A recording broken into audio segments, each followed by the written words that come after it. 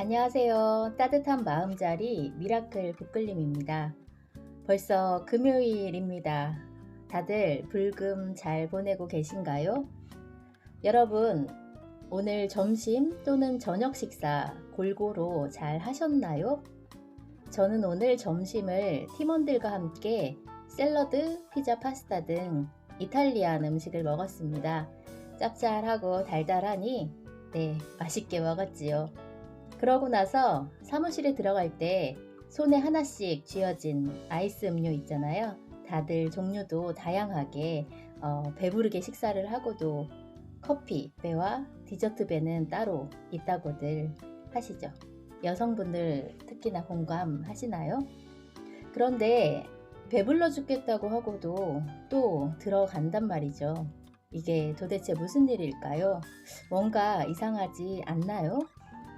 여러분, 이건 여러분의 잘못이 아닙니다. 의지가 약해서가 아닙니다. 바로 중독이 되었기 때문입니다. 오늘 소개해드릴 책이 바로 탄수화물, 즉 당질 중독이 우리 몸에 만병의 근원임을 알려주고 예방하고 치료할 수 있는 근본 법칙을 알려줍니다. 건강에 관심이 많으신 분들, 아니 우리 현대인들은 반드시 알고 올바른 식습관을 만들어가기 위해서 필수 과목이나 다름없다고 생각하시고 공부하셔야 할 것 같습니다. 사실 저도 대학에서 식품 영양학을 공부했고 현재 건강 관련 일을 하고 있지만 끊임없이 배우고 공부하고 있습니다.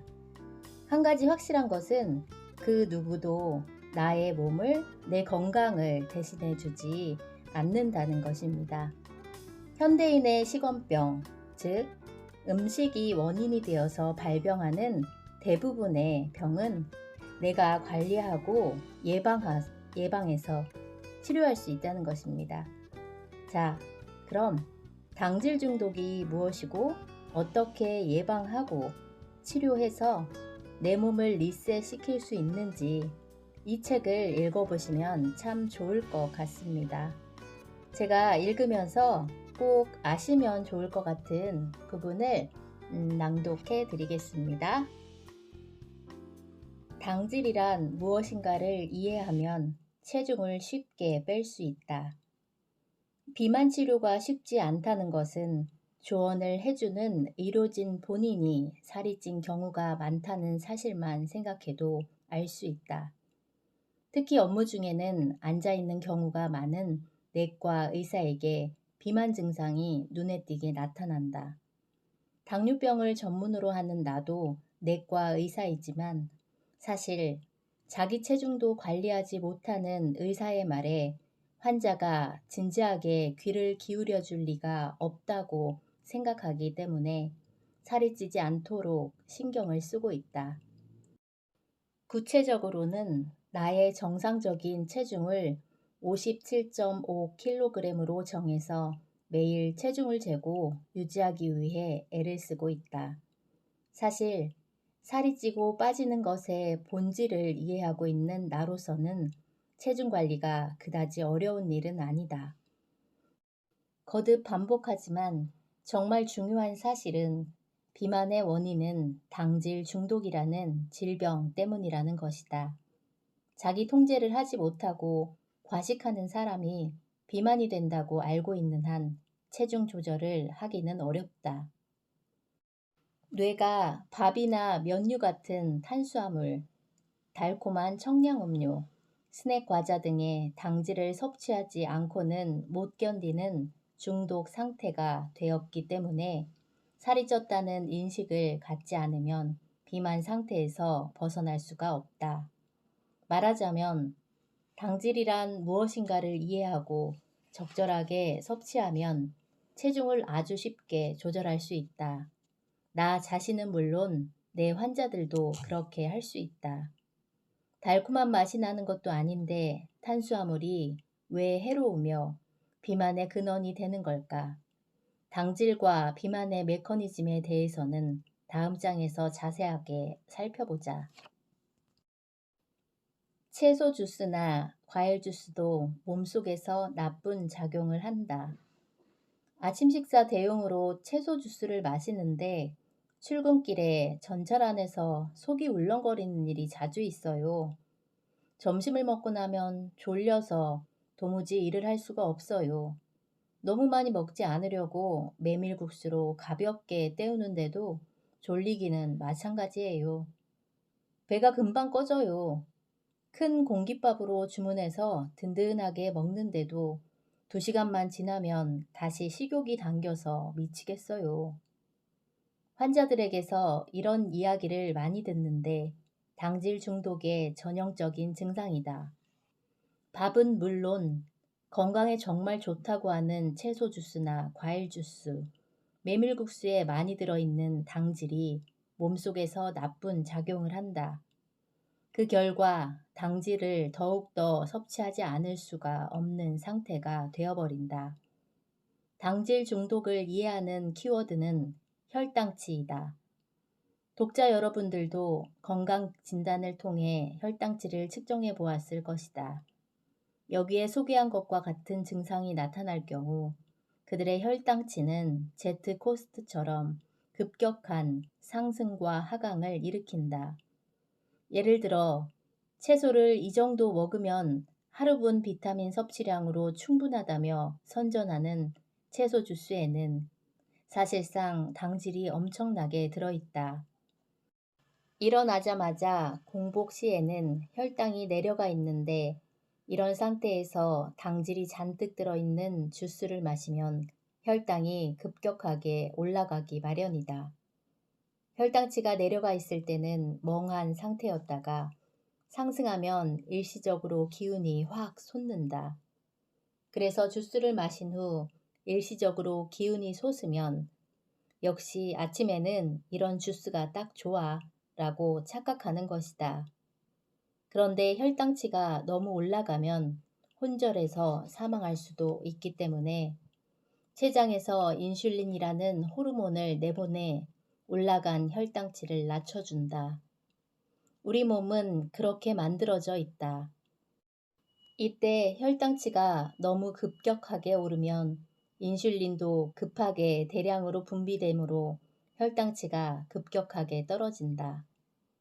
혈당치가 크게 내려가 70 이하가 되면 두근거림, 메스꺼움, 초조함, 졸음, 강한 공복감, 현기증 등의 불쾌한 증상이 나타난다. 그러면 뇌는 다시 혈당치를 올리고 싶다고 생각하고 당질을 섭취하도록 몸에 명령하고 뇌가 생각하는 대로 다시 당질을 섭취해 버리는 것이다. 실제로 업무 중에 졸음이 쏟아지면 에너지 음료나 캔커피, 탄산음료를 마시는 사람이 많은데 그로 인해 떨어졌던 혈당치가 다시 급격하게 올라가기 때문에 순간적으로 상쾌한 기분이 든다.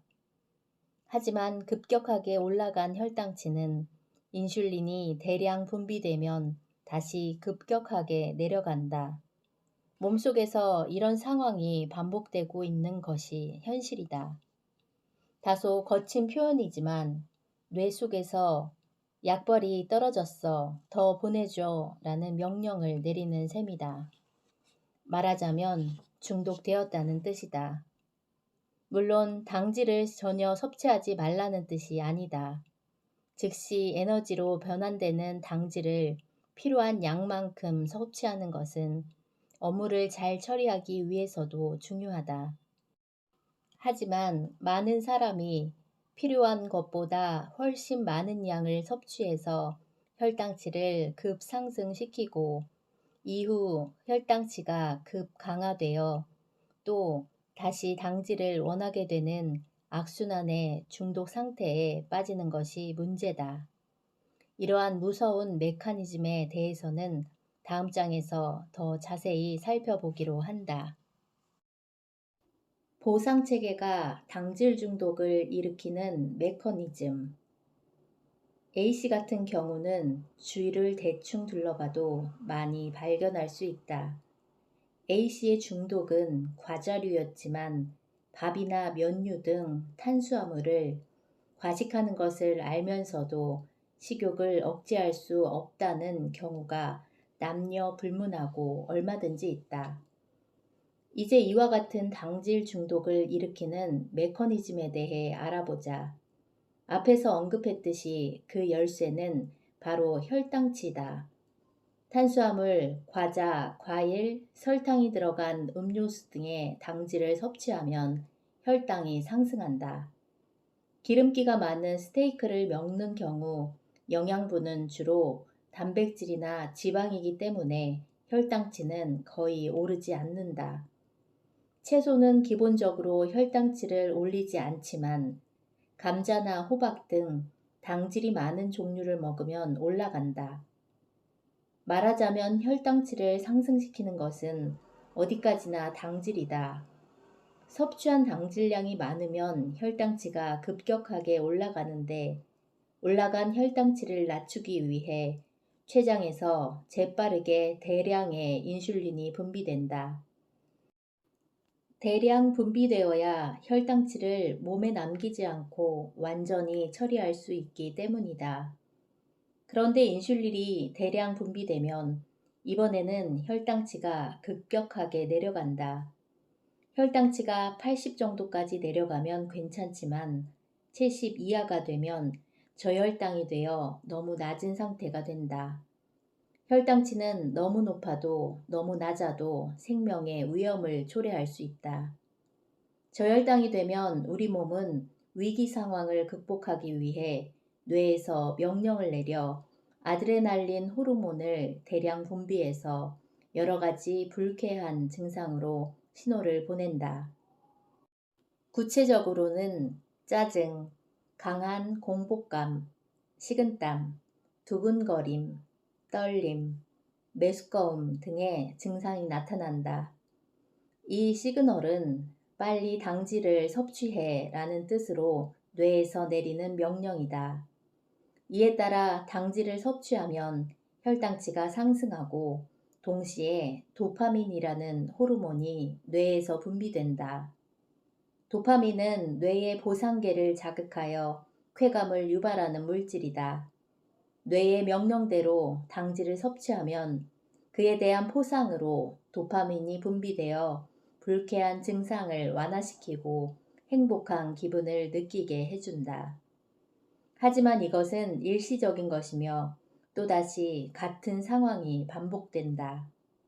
중독이 되면 대뇌 보상계 신경 조직들이 비대해져 결국 더 많은 자극을 요구하게 된다. 즉, 다음과 같은 사이클을 반복하게 된다. 당질 섭취, 혈당치가 올라감, 혈당치에 비례하여 인슐린이 분배됨, 혈당치가 내려감, 너무 내려가면 뇌에서 명령하여 아드레날린이 분비됨, 강한 공복감, 짜증 등의 불쾌한 증상이 나타남, 당질을 마구 섭취하고 싶어짐, 당질을 섭취, 도파민의 작용으로 행복한 기분이 됨. 하지만 혈당치가 올라감에 따라 다시 인슐린이 분비됨. 당질 중독이란 당질에 대한 뇌의 반응, 메커니즘에 따라서 이런 사이클에서 벗어날 수 없게 된 상태를 말한다. 당신의 당질 중독은 어느 정도일까?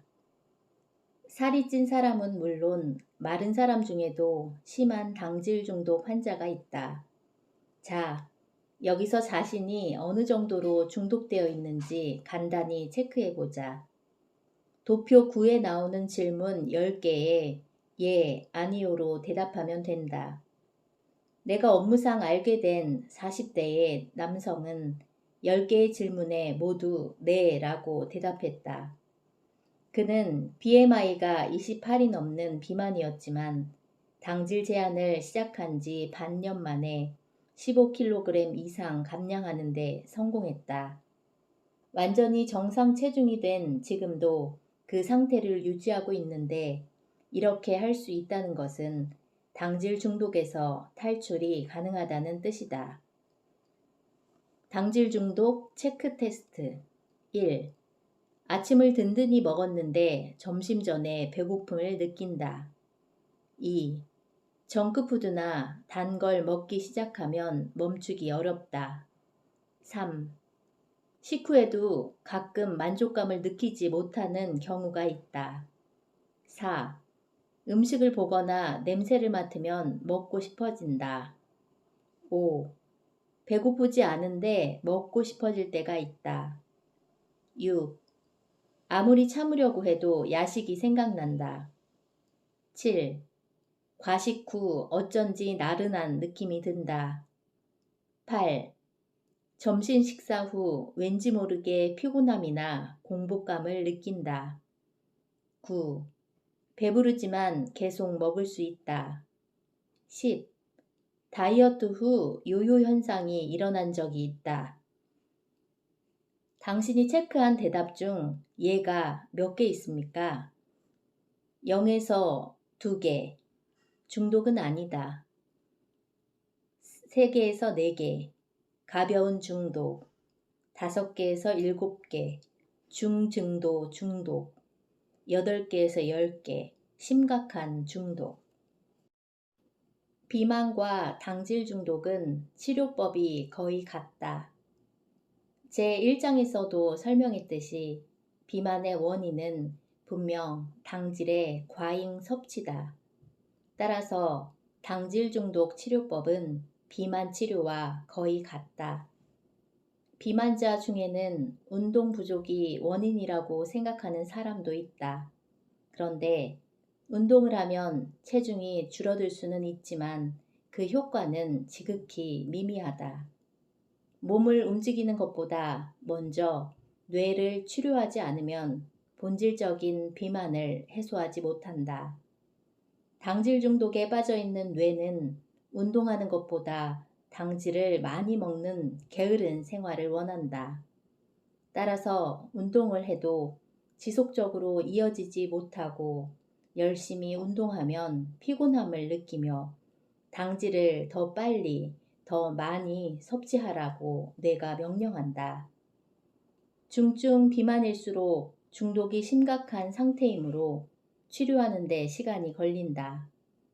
체중이 조금 더 증가한 정도라면 곧바로 원래대로 되돌릴 수 있지만 살이 한 번 찌면 다시 빠지기란 어려운 일이라는 것을 실감하는 사람이 많을 것이다.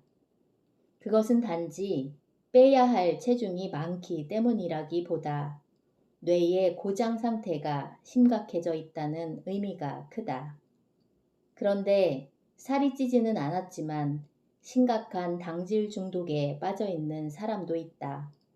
젊은 여성에게 많은 편인데 제대로 된 식사를 하는 대신 과자를 많이 먹는 바람에 저혈당이 오고 그로 인해 건강 상태가 좋지 않아 고민하는 경우다. 이 장에서는 당질에 중독된 모든 사람에게 적용할 수 있는 치료법에 대해 살펴보고 이어지는 제4장에는 수치를 예로 들면서 비만을 해결하는 방법을 알아보기로 하자. 혈당치를 높이지 않는 음식이란 당질이 들어있지 않은 음식은 혈당치를 높이지 않는다. 구체적으로는 채소, 뿌리채소는 제외, 버섯, 해조류, 콩류, 육류, 생선, 두부는 혈당치를 거의 올리지 않는다. 이와 달리 밥, 빵, 면류 등의 탄수화물, 고구마 등의 당질이 많은 뿌리채소, 호박 등의 당질이 많은 채소, 설탕이 잔뜩 들어있는 청량 음료수 등은 혈당치를 크게 상승시킨다. 당질 중독에서 벗어나기 위해서 어떤 음식이 당질이 많은지 혹은 적은지를 제대로 아는 것이 필수적이다. 우선은 이런 지식을 몸에 익혀야 한다. 자세한 것은 권말에 식품 포함된 당질량 리스트를 참고해 주기 바란다. 단, 함정이 있다는 것도 잊지 말아야 한다. 슈퍼마켓이나 편의점에서 판매하는 반찬이나 가공품에는 상당한 당질이 포함된 경우가 있다. 예를 들어 불고기 하나를 먹어도 집에서 먹는 것과 판매하는 것은 분명 차이가 있다. 반죽할 때 밀가루를 상당량 사용하는 경우도 있는데 달지 않으니까 채소 반찬이니까 괜찮다고 할 수는 없다. 이런 경우는 직접 만드는 과정을 보지 않고서는 어떤 재료가 들어갔는지 알 수 없다. 튀김옷도 주의해야 한다. 닭튀김은 인기 있는 음식이다. 닭고기 자체와 튀기는 기름은 혈당치에 영향을 주지 않지만 탄수화물 덩어리인 튀김옷이 문제다. 같은 튀김옷이라도 튀김옷이 아주 얇은 것과 두꺼운 것은 혈당치를 상승시키는 정도의 차이가 난다. 내가 진료하는 어떤 환자는 무언가를 먹을 때마다 혈당치를 체크하기 때문에 이런 것도 개별적으로 파악하고 있다. 저 가게 튀김은 생각만큼 안 올라간다. 제조회사 A의 냉동 햄버거는 꽤 올라간다. 멜론빵은 대체로 엄청 올라간다. 만두는 밀가루 반죽으로 껍질을 만들기 때문에 먹으면 안 된다. 이런 식으로 여러 가지 정보를 우리에게 알려준다. 혈당치를 올리지 않는 식사법이란 나는 라면을 너무 좋아하는데 먹고 싶은 걸 참아야 한다면 당질 중독 상태로 있어도 괜찮아 라는 환자가 있었다. 인생 뭐 있어? 라며 좋아하는 것을 먹으면서 살고 싶다는 마음을 모르지 않는다. 나는 당질을 전혀 섭취하지 말라고 할 생각은 없다. 그렇게 극단적으로 강요하면 뇌가 폭주해서 결국 더 많은 양의 당질을 섭취하게 될 수도 있다. 중요한 것은 뇌를 속인다는 점이다. 기분을 잘 맞춰가면서 지금까지의 식습관보다 당질을 조금씩 줄여가는 게 최선의 길이다. 이때 같은 양의 당질이라도 먹는 방법에 따라 혈당치의 상승 상태가 다르다는 것을 알아두면 상당히 도움이 된다. 예를 들면 흰 쌀밥 한 그릇을 먹는다고 하자. 다른 건 먹지 않고 이 밥만 먹는 게 제일 좋을 거야 라는 생각은 틀렸다. 반찬도 같이 먹는 게 좋다. 다음의 사실을 분명히 알고 있어야 한다. 1. 탄수화물만 먹는 것이 아니라 지질이나 단백질과 함께 먹으면 혈당치가 잘 오르지 않는다. 탄수화물을 먹기 전에 식이섬유가 많은 채소 같은 것을 먹어두면 혈당치가 잘 오르지 않는다. 이렇게 하면 전혀 참을 필요가 없고 오히려 많이 먹을 수도 있다. 먹은 즉시 운동으로 제거하기. 동료와 함께 점심 식사하러 나갈 때 나는 탄수화물은 안 먹습니다 라고 말하기 어렵다. 게다가 무엇보다도 참지 못하고 라면을 먹어버리는 일도 있을 것이다. 그럴 때도 먹은 직후 운동을 하면 혈당치를 올리지 않을 수 있다. 당질을 먹기 시작한 지 15분이 지나면 혈당치가 오르기 시작하므로 우물쭈물 하지 말고 바로 몸을 움직여야 한다. 점심시간 이후에는 여유롭게 차를 마실 것이 아니라 빠른 걸음걸이로 회사로 돌아오는 것도 좋은 방법이다. 뒤꿈치를 올렸다 내렸다 하는 운동을 비롯해서 어떤 것이든 좋지만 가장 추천하고 싶은 것은 스쿼시다.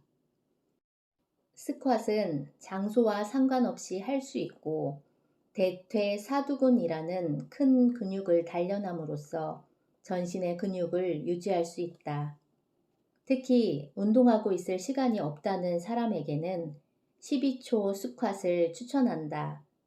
이름 그대로 스쿼트 한 번에 12초 걸린다.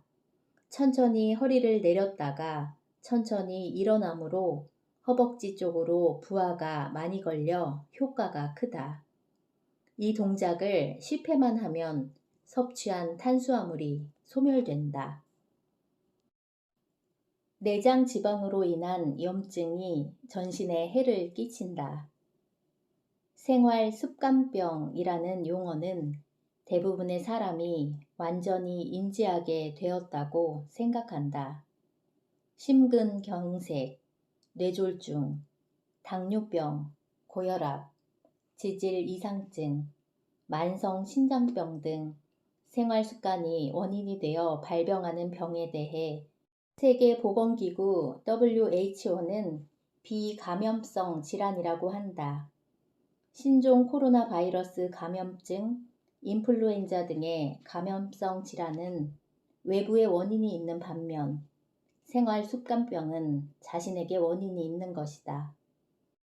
최근 들어 이들 생활 습관병은 전부 지속적인 염증 반응으로 인해 발생한 장기 기능 부전이라는 것을 알게 되었다. 염증은 무서운 것이다. 사실 염증 자체는 생명을 지키기 위해 필수적인 생체 방어 반응이다. 감기에 걸렸을 때 목이 아픈 것도, 다친 상처가 곱는 것도, 관절을 삐면 붓는 것도 방어 반응으로서 염증이 일어나고 있다는 증거다. 그러한 급성의 문제가 아니라 자각할 수 없는 낮은 수준의 염증이 계속되는 것이 문제이며 그에 따라 생체 조직의 구조나 기능에 이상이 생기면서 결국 여러 가지 질병을 일으킨다는 사실이 밝혀졌다. 이런 지속적인 염증은 한정된 부위에만 발생한다고 보기는 어렵고 어느 한 부분에서 생겼다면 사실은 거의 전신에서 발생하고 있을 것이다. 그래서 한 가지 생활 습관병에 걸리는 사람은 여러 가지 질병에 걸리기 쉽다. 건강진단 결과를 보고 나이를 먹었으니 혈압도 간 기능도 콜레스테롤 수치도 혈당치도 모두 나빠졌어 라고 하는 것은 같은 이유다. 여기서 앞서 언급한 비만 유형에 대해 생각해 보자. 남성에게 많은 사가형 비만은 피하지방이 아니라 내장지방이 증가한 것이다. 내장지방은 그 자체가 염증 물질을 분비하므로 염증을 일으키기 쉽다. 내장지방에 만성 염증이 생겨 염증성 사이토카인이 분비되면 심근경색이나 뇌경색의 주요 원인이 된다. 이런 질환은 남성에게 많이 발생하는 것으로 내장 지방형 비만이 많은 남성이 여성보다 단명하는 이유일 것이다. 물론 여성도 내장 지방이 생기고 포도당이 혈액 속에 넘치는 것만으로도 혈관에 염증이 발생한다. 염증을 억제하는 관점에서 생각해도 당질의 과잉 섭취가 좋을 리는 없다.